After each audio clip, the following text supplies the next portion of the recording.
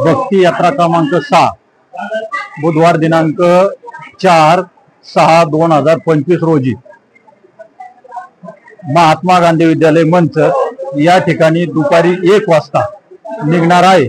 तरी सर्व भक्ती यात्रेमध्ये सहभागी महिला व पुरुषांना विनंती आहे की बरोबर 1 वाजता आपण महात्मा गांधी विद्यालय शेतकल वस्ती या ठिकाणी उपस्थित राहायचे। त्याचप्रमाणे दुपारचं जेवण करून आपण त्या ठिकाणी हजर राहायचे व संध्याकाळचं जेवण 1 टायमाचं बरोबर घेऊन यायचं आहे अशी आपणाला सर्वांना विनंती। पाहिलं पाहिजे। आता याच्यातले बरेच जण याच्या मागच्या यात्रेला असतील, मला वाटतं आता हे होय सापडलं। त्र्यंबकेश्वर, कृष्णेश्वर, ओंकारेश्वर, महाकालेश्वर, सोरटी सोमनाथ, नागेश्वर आणि आता काशी विश्वेश्वर हे 7 आहे। आता आपले राहिले किती? 5 म्हणजे कालचं मल्लिकार्जुन, रामेश्वर, त्याच्यानंतर रोज केदारनाथ, वैद्यनाथ आणि सगळ्यात शेवटी आपलं भीमाशंकर असं आपलं ठरलं होतं। त्या भक्ती यात्रेसाठी सगळ्यांनी तुम्ही आम्हाला जो प्रतिसाद दिला त्याबद्दल धन्यवाद। आता आपली यात्रा 4 जूनला जाणार आहे आणि आपल्या याच्यात काही शिक्षकांची नावं आहेत, काही वारीला जाणारे लोकांची नावं आहेत। त्यामुळे आपण ती तारीख अजिबात अलीकडे पलीकडे केली नाही। जी तारीख ठरली होती त्याच तारखेला आपण सगळे जाणार आहे। पहिलं आपल्या या स्लीपर कोचच्या बसच्या प्रवासापेक्षा रेल्वेचा प्रवास स्वस्त पडतो, म्हणजे जवळजवळ 3000चा फरक पडतो रेल्वेने केलेला प्रवास आणि स्लीपर कोचने केलेला प्रवास। पण प्रॉब्लेम असा आहे, जर सुरुवातीला नावं आली, समजा एक आता आपली 500-550 नावं आहेत, एका रेल्वेची कॅपॅसिटी 550ची असते स्लीपरची, त्यामुळे ते काय शक्य नव्हतं। त्याच्यात आता मला वाटतं शनिवारी बकरी ईद आहे, बकरी ईद असल्यामुळं होळीला कशी इकडची लोक तिकडे मोठ्या प्रमाणात जातात, तशी बकरी ईदला मोठ्या प्रमाणात लोक UP बिहारला त्या पुणे पाटणा गावांनी जात असतात। त्यामुळे जे आपले माझे मित्र होते ते म्हणले त्या रेल्वेचा विषय सोडून टाइम पुढे ढकललं, पण शेवटी आपलं ठरलं होतं त्याच्या स्लीपर कोचने आपल्याला प्रवास करायचा। त्यासाठी आपण 4 जूनला दुपारी 1 वाजता मनसरमधून आपण आज जागा नाही ठरवली, आता सकाळी आपण एसटी स्टँड आपल्याला भेटत होतं, आपण एक तर रामनगरी आपल्याला एक ऑप्शन आहे, आपण एक त्याची पोस्ट बनवून तुम्हाला टाकू, किंवा महात्मा गांधी विद्यालय एक आहे, कारण या 10-11 बस लागायला तुम्ही जागा मोठी पाहिजे, किंवा मग आपल्या हायस्कूलचं तिथं ऑप्शन आपण ठेवू, त्या मधल्या रोडला 9-10 गाड्या आरामात बसू शकतात। अशा 1 वाजता सगळ्यांनी आणि 1ला घरून निघायचं, तुम्ही 12ला येऊन थांबू नका, तिथं काही एसटी आपल्याला पकडायची नाही। 1ला घरून निघा, जीवन निघा। आणि पूर्वी आपलं असं ठरलं होतं मंचरून जायचं, कृष्णेश्वर करायचं, समृद्धी मार्गे प्रयागराजला जायचं, प्रयागराजून अयोध्येला जायचं, अयोध्येवरून काशीला यायचं आणि काशीवरून परत उज्जैन यायचं, उज्जैनवरून मंचर यायचं। रस्त्यात चित्रकूट आपल्याला करायचं होतं, पण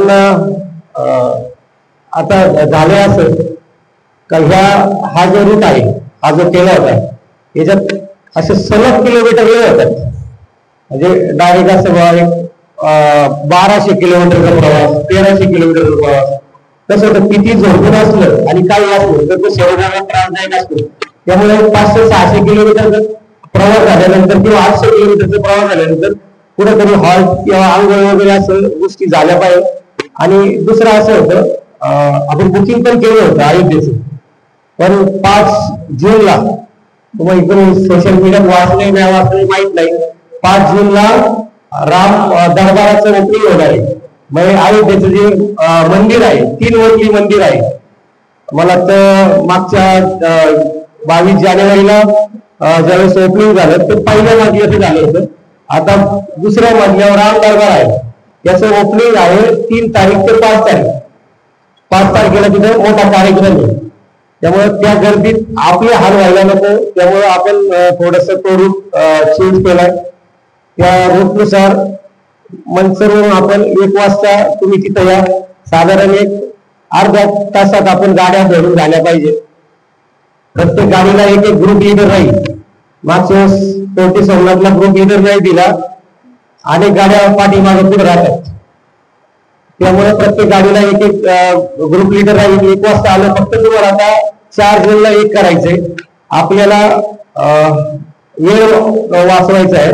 त्यामुळे 4 जूनचं रात्रीचं जेवण, जसं आपण शेवटी सोमनाथला रात्रीचं जेवण आपण गाडीत घेतलं होतं जातानाच, तसंच 4 जूनचं रात्रीचं जेवण ज्याचं त्यांनी बरोबर घ्यायचंय. शक्यतो नाही असं ओलं येऊ नका, सीट वगैरे खराब होईल असं, कारण परत 6-7 दिवस आपल्याला 7 दिवसाचा प्रवास, 7 ते 8 दिवसाचा. त्यामुळे आपल्याला त्याच्यातच ते हे करायचे. सुकं काहीतरी बरोबर घ्या. 4 जूनचं आपण समजा 1 ला इथून निघालो तर साधारण तुम्ही किती वेळा वासरूला थांबले किंवा काय थांबले तर 5 वाजेपर्यंत आपण उज्जैनला पोहोचलो पाहिजे, असं एक टार्गेट आहे. 5 ला उज्जैनला गेलो म्हणजे 5 तारखेला पहाटे 5 वाजता उज्जैनला गेल्यानंतर तिथं आपण रूम असतील तिथं जाऊन फ्रेश व्हायचं. आता जे मागच्या वेळेस उज्जैनला होते त्याच ठिकाणी रूम भेटतील, तिथं फ्रेश होऊ, नाश्ता करू, वाटलं तर पहिलं जाऊन महाकालेश्वरचं दर्शन घेऊ. तिकडनं आल्यानंतर जेवण करू. जेवण केल्यानंतर एक नाही तर एक आपण स्पॉट करू, रिक्षावाल्याला सांगू, आणि ते केल्यानंतर साधारण एक 4-5च्या दरम्यान उज्जैनहून आपण प्रयागराज साठी निघणार आहे संध्याकाळी. याचा म्हणजे आता तुम्ही जर याचा बघितला मंचर ते उज्जैन हा 12 तासाचा प्रवास आहे बसनी. त्याच्यात तुम्ही 2-3 ठिकाणी थांबणार, म्हणजे ते 1-2 तास वाढणार, 14 तासाचा प्रवास होणार. त्याच्यानंतर पुढे उज्जैन ते प्रयागराज जवळजवळ 14 तासाचा प्रवास, सेम किलोमीटर आहे. जेवढा रात्री जाणार तेवढंच किलोमीटर सकाळी जाणार. सकाळी 7-8 वाजेपर्यंत आपण तिथं जाणं अपेक्षित आहे, जरी 14 तास धरले किंवा 15 तास धरले. 6 तारखेला सकाळी प्रयागराजला जाणार आहे. आता फक्त मला एक सांगा, प्रयागराजला जे काही महत्व आहे तेव्हा त्रिवेणी संगमावर आंघोळ करतात, तुम्ही सगळे तिथं करणार आहे का दुसरीकडे व्यवस्था करायची? महिला, पुरुष नाही, महिला. मागच्या महिला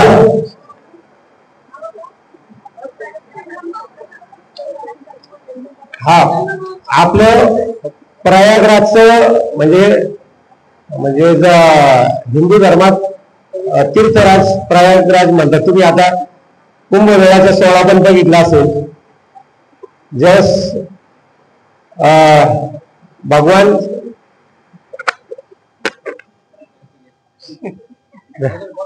आपल्याला आपण असंच बोलले, आपलं काय असतं ते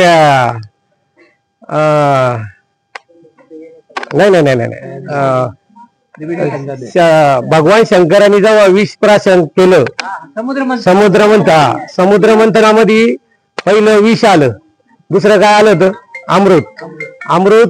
ज्यावेळेस राक्षस घेऊन पळाले आणि देव त्यांच्या मागे पळत होते, त्याचे जे काय 4 थेंब पृथ्वीवर पडले, ती 4 ठिकाणं म्हणजे हरिद्वार, प्रयागराज, उज्जैन आणि नाशिक, अशी ती 4 ठिकाणं आहेत.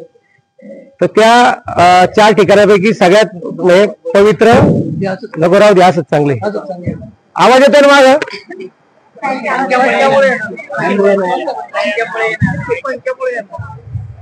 त्या प्रयागराजमध्ये गंगा, जमुना आणि सरस्वती नदीचा संगम होतो. सरस्वती गुप्त म्हणजे जी बद्रीनाथला गुप्त झाली ती तिथं अवतरली असं हे ती दिसत नाही. 2च नद्यांचा संगम दिसतो.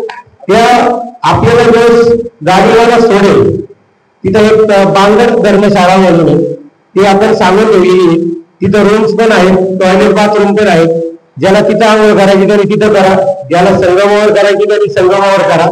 संगमावर जायला बसमध्ये उतरल्यानंतर आपल्याला बोटीने जायला एक साधारण 100 रुपयाचं तिकीट असतं. आता कमी जास्त असेल काय माहित नाही मला, पण जास्त नसेल, कमीच असेल कारण कमी म्हणजे 100 रुपयाचं तिकीट काढून आपल्याला त्रिवेणी संगमावर जायचं. तिथं आंघोळ करायची. आंघोळ केल्यानंतर परत आपण जी बांगर धर्मशाळा आहे त्या धर्मशाळेत येऊन परत जेवण करू. जेवण केल्यानंतर साधारण मला ते सकाळी आपण समजा 8ला जरी पोहोचलो तर 12-1 वाजेपर्यंत आपलं सगळं तिथलं उरकलं पाहिजे असा एक टार्गेट आहे. तुमचं ते टार्गेट सहकार्याशिवाय पूर्ण होणार नाही. तिथून समजा 1 वाजता जर आपण निघालो तर 2 ते 3 तासात आपण याला पोहोचणार आहे अयोध्येला गेल्यानंतर. आवाज येतो तुम्हाला बिगर याचा? आवाज येतो का साहेब? आवाज आलाय का? अयोध्येला आपण साधारण असं टार्गेट होतं का आपण 3 किंवा 4 वाजेपर्यंत अयोध्येला पोहोचलं पाहिजे. तिथं गेल्यावर आपले रूम ताब्यात घेऊ ज्याचे त्याचे, आणि रूम ताब्यात घेतल्यानंतर आपण शरयू नदीच्या किनारी जे अयोध्या धाम आहे त्या शरयू नदीच्या आरतीला जायचं. पहिलं गेल्यानंतर आरती केल्यानंतर तिथं मला तर लेझर शो आहे, आता नव्याने सुरुवात झालेली लेझर शो आहे. पाण्यावर जसं आपण याला पाहिलं सोमनाथला देवळा लेझर शो झाला तसा तो पाण्यात एक लेझर शो आहे. तो लेझर शो काही 10 रुपये का 30 रुपये त्याला काहीतरी समथिंग तिकीट आहे. तर ते लेझर शो पाहून आणि जर वेळ भेटला आपल्याला तर हनुमानगडीला दिवसा गर्दी जास्त असते. हनुमानगडी म्हणजे प्रभू राम जेव्हा अयोध्येत परत आले त्यावेळेस बजरंगबलीसाठी जे मुक्कामाचं ठिकाण दिलं होतं तो किल्ला, मला तर तिथं काहीतरी 50-60 पायऱ्या असतील, सगळ्यांना चढता येईल असं काही अवघड नाहीये. तर त्या हनुमानगडीचं दर्शन घेऊ, कारण पहिलं हनुमानगडीचं दर्शन घ्यायचं. आपल्या पण मंदिरात पाहतो आपण पुढे बजरंगबलीची पहिली मूर्ती असते, तसं हनुमानगडीचं दर्शन घेऊ. परत आपल्या रूमवर येऊ. रूमवर आल्यानंतर जेवण होईल. सकाळी लवकर उठून 7ला आवरून आपण ती जवळच हनुमान बाग म्हणून आपलं राहण्याचं ठिकाणी अजून कुठलं तरी हॉटेल आहे, अशा वॉकिंग डिस्टन्स आहे तिथं प्रभू रामाचं दर्शन घेऊ. परत रिटर्न यायचे, जेवायचं आणि आपल्याला काशीला निघायचं. काशीला साधारण 5 ते 6 तास लागतात याच्यावर निघाल्यावर, अयोध्येहून निघाल्यावर. सकाळी 10ला जरी निघालो आपण तरी 4-5 वाजेपर्यंत आपण आलो पाहिजे. कारण असं डोक्यात होतं का संध्याकाळची गंगा आरती म्हणजे 6ला 7ला बरोबर ना, 7ला आपली गंगा आरती तिथं पण सेम करायचं. फक्त अयोध्येचा एक प्रॉब्लेम आहे, आपल्या ज्या जे का हॉटेल्स आहेत, आता एक लक्षात घ्यायचं, आपण उज्जैनला गेलो होतो किंवा गुजरातमध्ये गेलो होतो त्या ठिकाणी जशी हॉटेलची परिस्थिती असते तशी ह्या 2 शहरात हॉटेलची परिस्थिती नाहीये. काशीला अशी लय मोठाली हॉटेल नाहीये, अयोध्या पण अजून डेव्हलप होते त्यामुळे तिथं पण लय मोठाली हॉटेल आहेत, पण ती गावाच्या बाहेर आहे. एक भले मोठं हॉटेल पण ते 3 किलोमीटर अलीकडे, आणि मग 3 किलोमीटर सारखं आपण ऑटोने जाऊ शकत नाही. आपल्याला काही एक दिवस हॉटेल चांगलेच असतील पण तरी पण ज्या काही आपल्या अपेक्षा असतात मनात, तर त्याच्या एवढं नाही भेटलं तर त्याच्यावर काय राग रुसवा मानू नका. ते हॉटेल घेतल्यानंतर आपण गंगा आरती करू. गंगा आरती केल्यानंतर जेवण करू. जेवण केल्यानंतर सकाळी परत आता काशी विश्वेश्वराचं म्हणजे मला तर 4 गेट आहेत तिथं. आता नवीन कॉरिडॉरला किंवा जुन्याला पण 4 गेट होती. 4 गेट आहेत. आपण आता कुणाला याच्यात काय म्हणतात ते पिंड वगैरे किंवा काय असं कोणाला करायचंय का पिंडदान किंवा ते काय तुमचं पूर्वजांची शांती वगैरे आपण म्हणतो असं कुणाला करायचं असेल तर सकाळी आता दर्शन कधी घ्यायचं आपण एक तुम्हाला 22 सांगतो, सगळ्यांनी ठरवा का बाबा कधी घ्यायचं.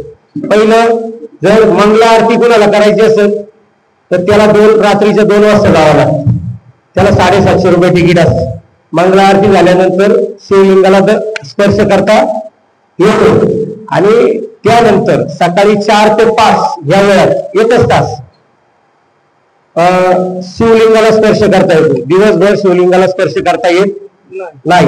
मग बाहेर लांबून दर्शन घ्यावं लागतं आणि संध्याकाळी काहीतरी एक 4 ते 5 चा काहीतरी टायमिंग आहे. या 2 टायमिंग मध्ये 1-1 तास फक्त स्पर्श दर्शन अलाउड असतं.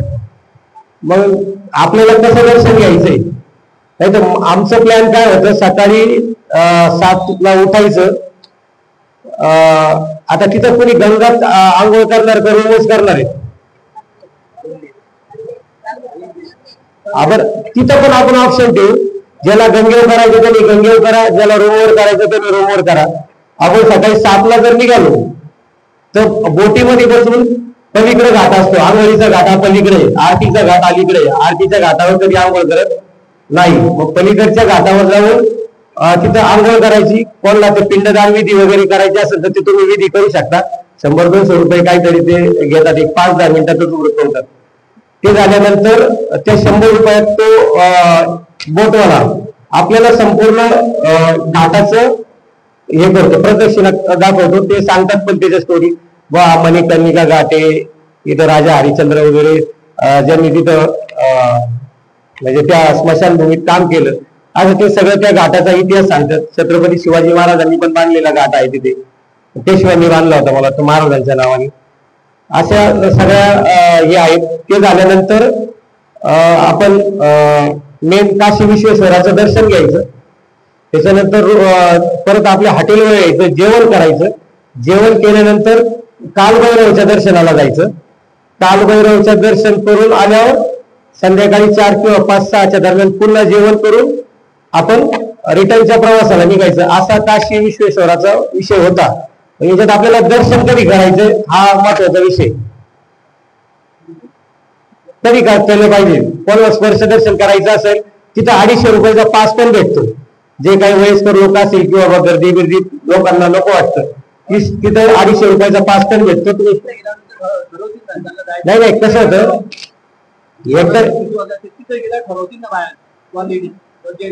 वेगवेगळे गेल्यावर नाना ते नाही ना जुळणार आपल्याला परत.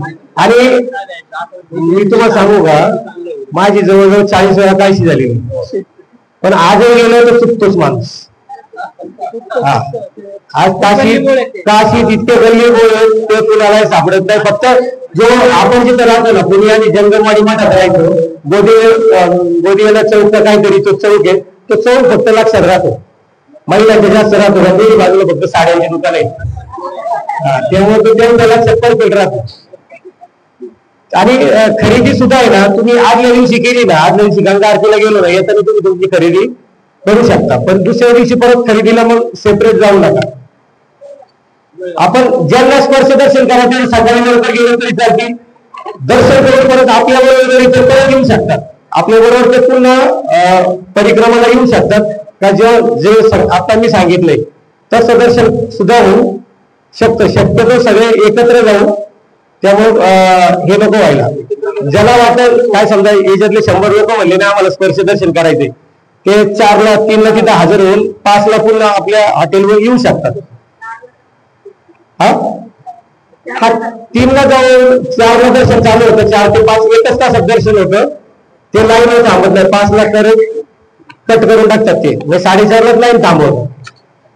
असं एक आहे. येताना समजा आता 7-8 ला आपला हा सगळा प्रोग्राम 5-6 वाजेपर्यंत उरकेल. तिथून आपण रिटर्न आता चित्रकूट होतं, पण चित्रकूट नंतर तिथून एक 250 किलोमीटर आहे, त्यामुळे तो चित्रकूट येणार रात्रीचं. ते चित्रकूट काही पॉसिबल होणार नाही. त्यामुळे येताना आपण रामटेकला किंवा नागपूरच्या अलीकडे, समृद्धीला लागण्याच्या अलीकडे कुठेतरी आंघोळीसाठी आपण एखादी व्यवस्था, रामटेकला व्यवस्था झालेली बोलणं झाले, रामटेकलाच व्यवस्था करू. तिथं जेवण करू, सकाळचं जेवण करून निघालो तर साधारण एक 5-6 वाजेपर्यंत आपण घृष्णेश्वरला आलो पाहिजे. घृष्णेश्वरला आलो, दर्शन करू, एक 8-9 वाजेपर्यंत तिथं हॉटेलवर जेवून 10 वाजता जरी निघालो तर रात्रीचे 12-1 वाजेपर्यंत आपण मंचरला येऊ. 10 ला पहाटे, असं 4 ते 10 असा आपला प्रोग्राम आहे. साधारण आता जरी तुम्ही ड्रेस जरी घ्यायचे ठरवले तरी 5 ला 1 लागेल, 6 ला 1 लागेल, 7 ला 1 लागेल, 8 ला 1 लागेल आणि 9 ला 1 लागेल. म्हणजे यावेळेस 5 ड्रेस बरोबर लागतील. कोणाला 6 घ्यायचे तर 6 पण घेऊ शकता, काय अडचण नाही. सगळ्यात महत्वाचं म्हणजे लहान मुलं कुणी आणायचे नाही. गुजरातला पोलीसले चांगले आणि गुजरातला एकच स्टेटचं आपल्याला परमिट होतं. इथं आपल्याला एमपीचं परमिट काढायला लागतं, एमपीचं परमिट काढायला लागतंय. आणि मागच्या वेळेस एमपीच्या वेळेस बघितलं किती पैसे मोजावे लागतात. त्यामुळं लहान मुलगं दिसलं त्यांनी सरळ आपलं, आम्ही काही बोलणार नाही, त्याचे 7,500 रुपये काढून जो मुलगा असेल त्याच्या हातात त्यांनी द्यावे. आम्ही काय बोलला म्हणणार नाही घरी जा म्हणून. पण लहान मुलं कुणी आणू नका, कारण सीटं पण कसं होतं, तुमच्या 2 माणसासाठी सीट आहे, तुम्ही तिसरा माणूस तिथं आणू शकत नाही. आणि 49 ची कॅपॅसिटी असती. ऑलरेडी पुढे 1-2 ड्रायव्हर ती लोक असतात, ते पुढच्यांना काय बोलत नाही, मग ते इमर्जन्सी गेट उघडत नाही, असे अनेक प्रकार होतात. त्यामुळं आरटीओ वगैरे जे असतात ते खूप स्ट्रिक्टली असतात. त्यामुळे लहान मुलं कुणी आणू नका. आता दर ट्रिपचा एक प्रॉब्लेम आहे का, खाली कोणी सीट घ्यायचं आणि वरती कोणी घ्यायचं, हा हे आहे. आता आमच्या डोक्यावर असते निवडणूक, त्यामुळे आम्ही म्हणणार नाही तुम्ही खाली बसा, तुम्ही एक. फक्त एक इथिक्स पाळा का ज्येष्ठ महिला आहे किंवा ज्येष्ठ पुरुष आहे यांना आपण स्वतःहून खाली सीट द्या. आणि जे काय 40च्या आतील आहेत त्यांनी वरती बसलं तरी काय हरकत नाही. पण नाही तर शेवटी काय आम्हाला आमच्या पद्धतीने हे करावं लागेल. आता शेवटी ग्रुप वाईज तुम्ही नावं दिलेली, एरिया वाईज दिलेली, तुम्ही एकमेकाचे नातेवाईक असाल किंवा शेजारी असाल, त्यामुळे तुमच्या जर तुम्ही तो प्रश्न सोडवला तर आम्हाला त्रास होणार नाही. किंवा तुम्ही असं सुद्धा करू शकता की इथं जाताना तू खाली बस, मी वरती बसते, येताना मी खाली येते, तू वरती बस, असं तुम्ही तुमच्या याच्यात करू शकता. पण ते इथं फक्त हा म्हणतात बेंडे ताई, तुम्ही परत एकदा बसले का कोणीच तयार होत नाही. हे आमच्या राजकारण्याचं वर तुम्ही जागा सोडित नाही. भांडण होत्या, जागा कोणीच सोडत नाही. असा एक आहे. लेख काही सांगायची गरज नाही, प्रत्येक जण पुढे ना कुठेतरी ट्रिपला जातोय. आपलं मेन उद्देश आहे ज्योतिर्लिंग आणि अयोध्या. याच्यात आपले 3 ज्योतिर्लिंग होईल, घृष्णेश्वर होईल, महाकालेश्वर होईल आणि काशी विश्वेश्वर होईल. एक आहे आता काशी येताना गंगाजल कुणी आणू नाही. हरिद्वारला ज्यावेळेस असेल ते हरिद्वारच गंगाजल आणतात. कारण काशी हे मला वाटतं आपण हिंदू धर्मात असं काय म्हणतो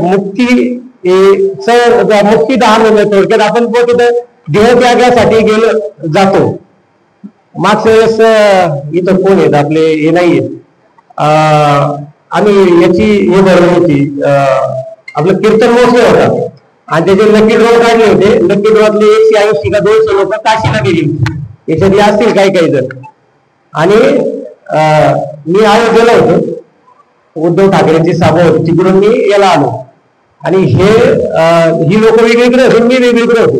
मी दुसऱ्या हॉटेलला होतो आणि मी सकाळी 1:30 ला हॉटेल सोडलं, तेव्हा पण पायात चप्पल नव्हती. 1:30 ला जे हॉटेल सोडलं ते दुसऱ्या दिवशी सकाळी गेलो, मी तिसऱ्या दिवशी सकाळी गेलो.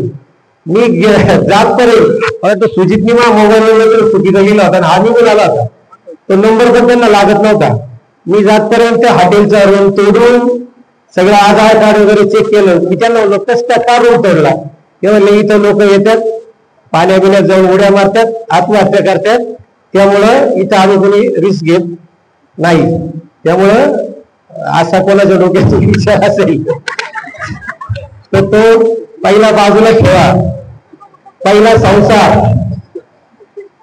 त्यामुळं तो जो काय त्या पाण्यात जो काही जीव असतो ना, त्या जीवाला तिथं मुक्ती भेटायची असते. तो जीव आपण घरी आणू नये असं एक हे असतं. तो जीव त्या आत्म्यातून सुटण्यासाठी तिथं गेलेला असतो. मग तो परत आपल्या घरी आला का त्याला त्याच्यातून मुक्तता होत नाही. त्यामुळं काशी कोणी पण गंगाजल आणू नका. काय तिथंच आपल्याला दिवा संध्याकाळी सोडता येतोच आहे प्रत्येकाला. असं एकंदरीत आहे. याच्यात काय कोणाला शंका? पुरुष मंडळींसाठी बघू, जे पुरुष विथ फॅमिली आहे. अजून काय आलं, नावं परफेक्ट आलेली नाही, नाही तर आजच सीट नंबर खरं तर सगळ्यांना द्यायचे होते. अजून काही त्यांनी ती नावं दिली नाही, काही त्यांनी ज्यांचे कोणाचे पेमेंट राहिले त्यांनी पेमेंट द्या. म्हणजे आम्हाला कळतं का ऐन मोमेंटला स्लीपर कोच गाडी भेटणं सोपं नसते, त्याचं परमिट काढणं ते पण जिकिरीचं असते. त्यामुळं काय असेल ते सगळ्यांनी हे करा आणि शक्यतो लहान मुलं कोणीच आणू नका, असा एकंदरीत आहे. नाना काय कुणाचं काय विषय? मला एक विचारायचं होतं, चित्रकूटचं ते कशापासून जवळ आहे, म्हणजे अयोध्या कशापासून? चित्रकूट आपलं आता पहिलं कसं ठरलं होतं, इथून आपण दृष्टेश्वर केलं ना, सकाळी चित्रकूटला बाजूला ठेवलं आपण, हो बाजूला. तर चित्रकूट म्हणजे आपल्याला येताना कशावरून चित्रकूट येताना लागणार आपल्याला?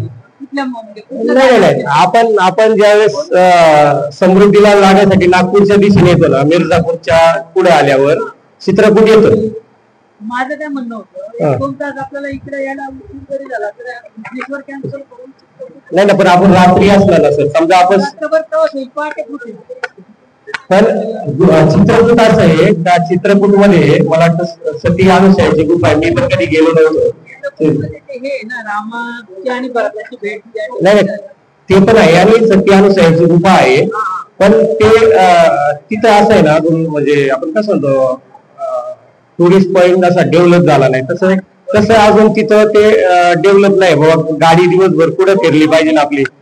त्यामुळे ते जजमेंट आल्यामुळे ते आपण घेतलं पण आपण होतं, कारण जाताना आपल्याला बाहेर दिसत होतं, तरी आपण फसवतो जर आपल्याला मागं पुढे काही झालं.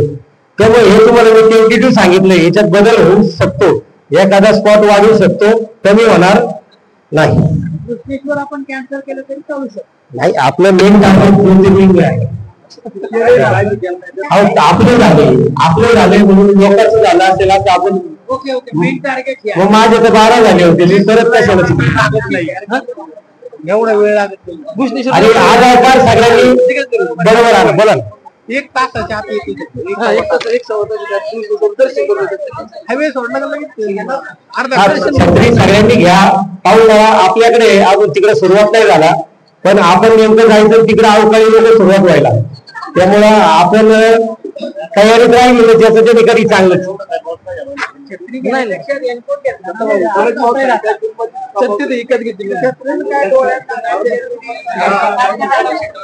अजून मागच्या महिन्यांना आहे का सगळ्यांना एक मात्र किती घेते? नाही, काशीला तसं 4 गेट आहेत, दर्शन पण तसं फास्ट होतं. आपण सकाळी लवकर गेलो, आपलं लवकर होईल, नाही होणार. अजून कुणा शंका आहे का? एक याच्यात गाडी तुम्हाला सांगतो ना, एक तर तुम्ही मगाशी काय ऑप्शन ठेवलं, कुणाला आंघोळ करायची असेल तर करा, कुणाला नसेल, पण आता आपण सगळे एकत्र जाणार असेल.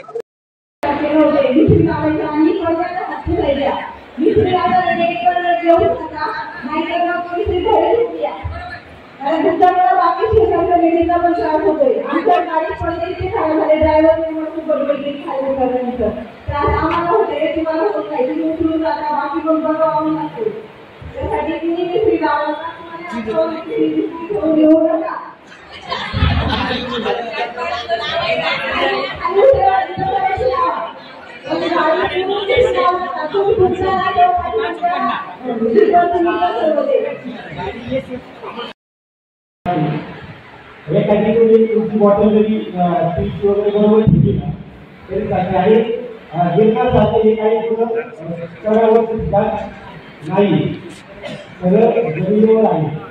गिरणार आणि जिथे होते गिरणार आणि काय असतो ते हे आम्ही अनुभव घेतला आहे. मी तिथे स्टँडिंग चाललो होतो, पण शेवटचा जो स्टॉप आहे ना, स्टॉप ते काही शब्द पाहिजे काय आठवतं ते त्याला मला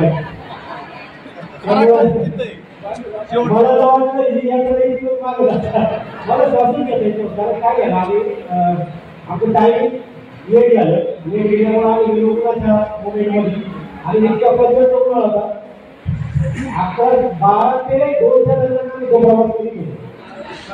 आणि तो ठराविक भाग असा आहे तर श्वासच घेता येत नव्हता. एक तिथं मैत्रीचं तरी साधन केला होता तिथं विभत्तच घ्यायचं त्यामुळं आणि सगळ्याकडे ज्या वेळेकडे आली होतं त्या व्यवस्थित जातं याचं कोणी एकत्र केलं एकदम कम्फर्टेबल की काय आरामात जाऊ शकतो असं काही नाही. आणि मला ते आपले खाते दिले आले का काय काय माझे दत्तत्रय मुक्ताची मासे एवढं भरपूर शेवटची पाहिजे रिवर्स आणि बाबाकडे आपले फांदी बाबाकडे राहिली घेतो शेडे बाबा म्हणायचे आणि आज घर आवडत नाही. त्यामुळे हा प्रवास जमिनीवरच आहे. कसं असतो आपण वर्ष योजनेला गेलो किंवा इतर ठिकाणी जर गेलो ना तो जो प्रवास कोणाचाही असतो पण सुखदायक असतो. तसं ही काही एवढं नाही. तुमचा फ्लॅट, घर, बंगला, व्यापारी गाडे, दुकान, जागा, शेतजमीन, प्लॉट्स विकायचे आहेत का? विकायचे असतील तर आजच आमच्याशी संपर्क साधा. स्थावर मालमत्ता खरेदी विक्रीसाठी आंबेगाव तालुक्यातील विश्वसनीय नाव म्हणजे सीता प्रॉपर्टीज. आमची वैशिष्ट्ये: जलद व्यवहार, तुमच्या प्रॉपर्टीजची योग्य किंमत, मालक व ग्राहक यांच्यात समोरासमोर पारदर्शक व्यवहार. आमचा संपर्क 79 72 82 24 33 आणि 77 09 72 21 38.